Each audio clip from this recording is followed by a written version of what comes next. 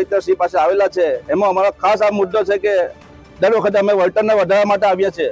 પણ સાથે સાથે આ વખતે એક નવો મુદ્દો લઈને આવેલા છે કે જિલ્લા કલેક્ટરશ્રી દ્વારા જે ટેલિગ્રાફ એક્ટ 1885 નું જે 16(1) નું હિયરિંગ કરવામાં આવે છે, એ હિયરિંગમાં કલેક્ટર સાહેબની નીચેના માણસો અને કંપનીના માણસો જાણે મિલીભગત હોય એવું લાગી રહેલું છે અમને। જે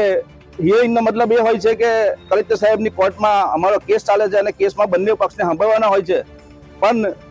કેટલા અધિકારીઓ દ્વારા અને કંપની દ્વારા જે ખેડૂતોને નોટિસ મોકલવામાં નથી આવતી અને જ્યારે પ્રથમ નોટિસમાં એવું લખી દેવામાં આવે છે કે તમે હાજર નહીં રહો તો નિર્ણય લઈ લેવામાં આવશે। અમે જિલ્લા કલેક્ટરશ્રીને રજૂઆત કરવામાં આવેલા છે કે આ જેટલા પણ આવા ઓર્ડર થયેલા છે